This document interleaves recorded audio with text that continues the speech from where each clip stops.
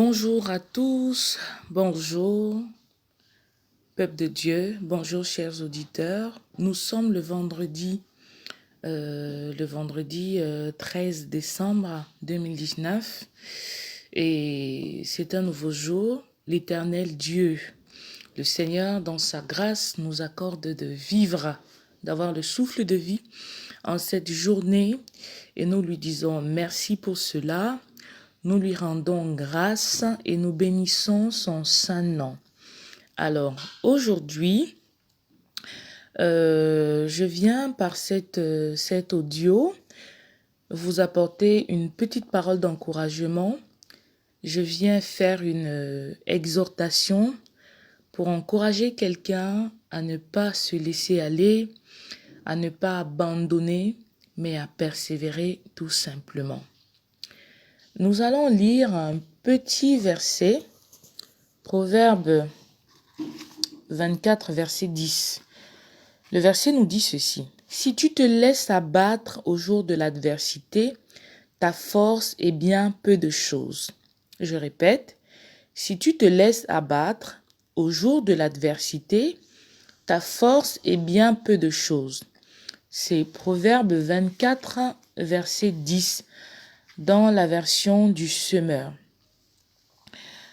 Il y a peut-être quelqu'un qui m'écoute et qui connaît des situations terribles, des situations difficiles à porter, à supporter émotionnellement parlant.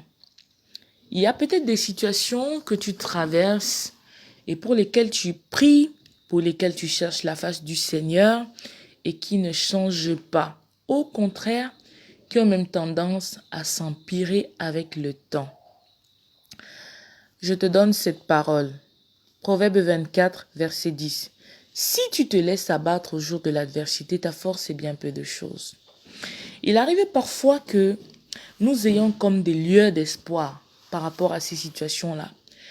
Quand nous voyons comment les choses évoluent, on a tendance à croire que, enfin, voilà la solution qui est en train d'arriver, voilà la solution qui est en train de se manifester. Et c'est alors que, paf, subitement, les choses changent encore et la situation s'empire. C'est alors qu'on est abattu, qu'on est découragé et qu'on a simplement envie d'abandonner et de laisser tomber. Si tu es dans ce cas, dis-moi, mon cher frère, ma chère sœur, si tu abandonnes et que tu laisses tomber, vers qui tu vas te tourner? Le Seigneur l'Éternel est notre seul rempart. Lui, il nous connaît mieux que nous-mêmes. Il sait aussi ce dont nous avons besoin mieux que nous-mêmes. Et avant même que nous ne manifestions le besoin. Il est notre assurance. Continue de regarder à l'Éternel. Continue de te tourner vers lui. Le psaume, chapitre 34, verset 19, dit que l'Éternel est proche de ceux qui ont le cœur brisé et il sauve ceux qui ont un esprit abattu. L'Éternel est près de ceux qui ont le cœur brisé et il sauve ceux qui ont un esprit abattu. Donc, sache que dans ta détresse, dans tes moments de lutte, Dieu est là et te voit. Par ailleurs, Éphésiens 6, verset 18 nous dit « En toutes circonstances, faites toutes sortes de prières et de requêtes. Sous la conduite de l'Esprit, faites-le avec vigilance et constance et intercédez pour tous ceux qui appartiennent à Dieu. » Souligne bien la première partie. En toutes circonstances, faites toutes sortes de prières et de requêtes sous la conduite de l'Esprit. La parole de Dieu nous exhorte, nous incite à prier en toutes circonstances. Donc toi qui es dans la détresse, toi qui es découragé, toi qui es dans l'abattement, ne te laisse pas aller. Et dans ces circonstances douloureuses-là, continue de prier. Tu as peut-être été trahi, les gens t'ont abandonné. dans des situations où tu avais le plus besoin d'eux. Peut-être tu as été trahi par ta mère ou ton père ou ton conjoint, ta conjointe. Des amis vraiment que tu comptais, sur qui tu comptais et que tu estimais beaucoup, t'ont laissé tomber. Peut-être que tu attends l'exaucement d'une promesse que Dieu t'a faite et ça ne vient pas. Tu es peut-être à la recherche du travail. Ça fait 10 ans que tu envoies des demandes, des CV et rien ne se passe. Tu aspires à te marier. Tu vas de fiançailles en fiançailles parce que ce n'est jamais la bonne sœur, ce n'est jamais le bon frère. Ou bien tu aspires à te marier et tu te tourmentes parce que personne ne te demande en mariage. Non. Mon frère, ma sœur, je ne sais pas quelle est ta situation, mais peu importe ta situation, ce que je sais, c'est que l'Éternel est près de ceux qui ont le cœur brisé. C'est ce que je sais. Ce que je sais aussi, c'est ce que la Bible dit, que si tu faiblis au jour de l'adversité, ta force est peu de choses. Ce que je sais, c'est que la Bible dit qu'il faut prier en toutes circonstances. Et ce que je sais encore, c'est que Dieu est fidèle. Je vais te dire une chose. Quand on a le cœur abattu et qu'on est attristé, toutes nos pensées sont automatiquement tournées. Naturellement, humainement, c'est comme ça. Quand on a le cœur chagriné, toutes nos pensées sont tournées vers l'objet de notre chagrin. Et c'est comme ça qu'on passe toute la journée à penser à la situation, à méditer là-dessus, à se demander, ah, mais pourquoi telle personne m'a trahi? Pourquoi telle personne m'a fait ça? Qu'est-ce que j'ai fait pour mériter ça? Pourquoi ceci? Pourquoi cela? Quand tu es dans cette position-là, où tu fais que ruminer ce qui te ronge, tes pensées sont tournées vers ce qui te chagrine, alors que nos pensées doivent constamment être tournées vers le Seigneur. Nos pensées et notre cœur doivent être tournés vers le Saint-Esprit. Maintenant, si tes pensées sont tout le temps tournées vers ce qui te chagrine, à quel moment tu auras le temps, la possibilité d'ouvrir ton oreille pour écouter ce que le Saint-Esprit veut te souffler à l'oreille? À quel moment tu auras le temps de disposer ton cœur pour recevoir la fraîche rosée de consolation que le Seigneur a prévu de te donner au travers du Saint-Esprit? À quel moment tu le feras? En nous tournant constamment vers l'objet de notre chagrin et en permettant au chagrin de ronger notre cœur tout le temps, sachant que en faisant cela, nous ne donnons pas la possibilité au Saint-Esprit de nous rendre ministère. Et nous n'allons pas pouvoir expérimenter la consolation du Saint-Esprit. Et le Saint-Esprit ne pourra même pas passer par nous, agir au travers de nous, pour faire du bien aussi à quelqu'un dans notre entourage. Nous ne pourrons pas manifester l'onction du Seigneur, l'onction de Dieu, avec un cœur rempli de chagrin. Non, il ne faut plus qu'il en soit ainsi. Sache une chose, peu importe la situation, peu importe ce qui t'arrive, tu n'as peut-être pas de quoi manger aujourd'hui. Souviens-toi que hier tu avais de quoi manger, parce que hier le Seigneur avait pourvu. Et garde simplement la foi que le Seigneur pourvoira. Tu as des projets, tu cherches le travail. Souviens-toi que la parole dit de recommander ton sort à l'Éternel et qu'il agira certainement. Et garde la foi au Seigneur. La parole de Dieu dit que rien n'est impossible à Dieu. La parole de Dieu dit aussi que tout est possible à celui qui croit.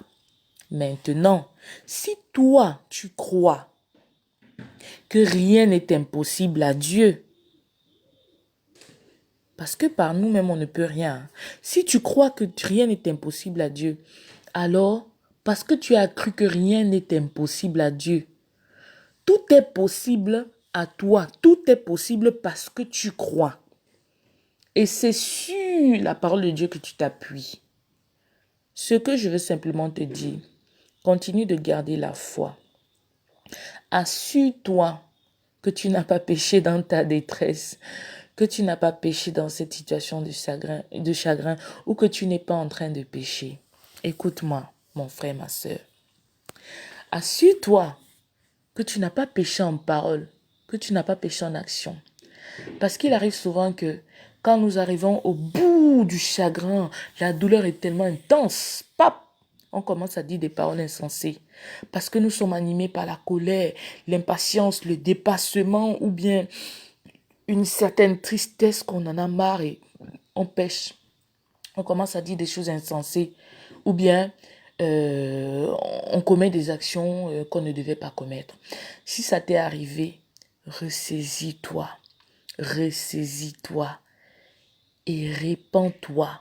Demande pardon à Dieu et prends la décision ferme d'arrêter de continuer avec ce péché-là. Arrête de pécher et tourne-toi vers le Seigneur. Continue de t'attacher, de t'accrocher à lui. Souviens-toi aussi que parlant de la foi, la Bible nous dit que la foi, c'est une ferme assurance des choses qu'on espère. Alors, si tu as la foi, tu dois continuer à espérer que le Seigneur fera. Souviens-toi que rien n'est impossible à Dieu. Souviens-toi que tout est possible à celui qui croit. Alors, aie la foi et garde l'assurance dans ton cœur. Même si tu vois que les situations s'empirent, ne te laisse pas distraire. Ne te laisse pas distraire, mais garde la foi dans ton cœur. Que même si tout semble contraire, je sais une chose, c'est que rien n'est impossible à Dieu et que tout m'est possible parce que je crois. Confesse cela. Confesse cela. La Bible nous dit aussi que la foi, c'est une démonstration des choses qu'on ne voit pas. Je vais t'expliquer un peu cette dimension des choses. C'est une folie humaine, hein, la foi. Humainement parlant, ça n'a aucun sens. Mais spirituellement parlant, ça a tout son sens. Ça a tout son sens. Démonstration des choses qu'on ne voit pas. Tu es dans une situation de chagrin. Tu as toutes les raisons du monde pour t'asseoir, commencer à pleurer, commencer à pleurnicher, ainsi de suite. Mais sache que tu as le choix. On a toujours le choix. Tu peux décider de ne pas pleurer et de continuer à manifester la joie du Seigneur. La Bible dit que la joie du Seigneur est notre force. Donc, tu es là, tes yeux physiques, ton cœur, tu vois le chagrin, tu vois une situation qui te terrasse, mais tu décides de manifester la joie du Saint-Esprit. Tu ne vois pas la joie à l'instant T, mais par la foi dans le spirituel, tu saisis la joie du Seigneur et tu la manifestes. Tu vois ce que je veux dire, mon frère, ma soeur? C'est ce que nous devons faire. Nous devons être capables d'arriver à cette dimension de maturité. La foi est une démonstration des choses qu'on ne voit pas. Ça fait 10 ans que tu cherches du travail.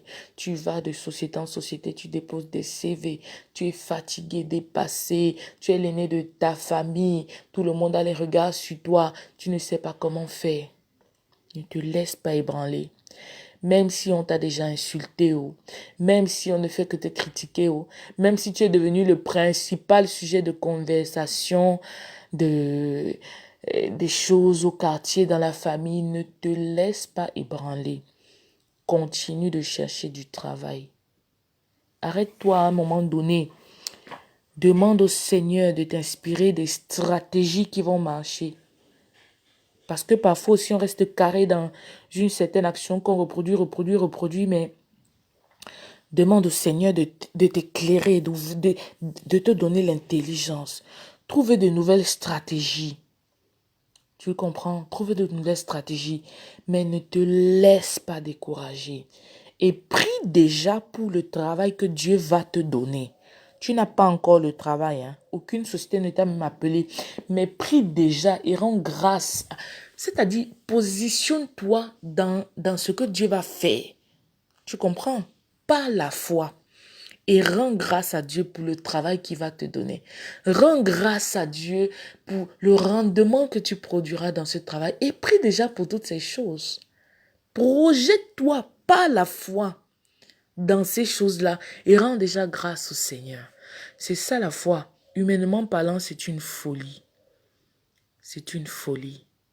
Mais spirituellement parlant, la foi a tout son sens. Alors, sois encouragé ce matin. Sois encouragé. Ne baisse pas les bras. Persévère. Persévère encore et ne te laisse pas aller. Nous allons prier. Prie avec moi. Seigneur Jésus, nous te disons merci pour ce nouveau jour où tu as renouvelé notre souffle de vie. Merci pour ta parole et merci pour cette parole d'encouragement, cette exhortation à persévérer et à ne pas laisser tomber et à ne pas abandonner que tu nous as communiqué aujourd'hui. Nous te présentons nos cœurs, Seigneur, qui sont remplis de chagrin, remplis d'affliction. Et nous te prions, Seigneur, de venir à notre secours. Nous décidons, Seigneur, de nous saisir de la joie du Seigneur qui est notre force et de la manifester dorénavant plutôt que de manifester le chagrin qui produit les mauvaises humeurs, qui produit l'amertume et qui produit la tristesse autour de nous. Mais nous choisissons de manifester dorénavant la joie du Seigneur qui est notre force et qui apportera autour de nous la bonne humeur et la gaieté dans notre environnement et dans notre cœur, malgré que les situations nous imposent, humainement parlant, de ne pas être joyeux. Mais nous choisissons, Seigneur, de manifester ta joie. Nous te prions de nous donner, de garder cela à l'esprit, de ne pas nous en défaire. Nous te prions, Seigneur, de disposer nos cœurs chaque minute, chaque seconde, chaque jour, à garder la foi et à rester dans cet esprit de foi, dans cette atmosphère où nous croyons, alors que nous n'avons encore rien vu. Béni sois-tu, Seigneur, parce que tu guéris nos cœurs brisés en ce jour, parce que tu nous soutiens maintenant et que tu nous fais du bien, que nos pensées soient toujours tournées vers toi. Dans le nom puissant de Jésus, nous avons ainsi prié. Amen. Chers bien-aimés, je vous souhaite une excellente journée. Soyez bénis et que le Seigneur vous fasse du bien. Amen.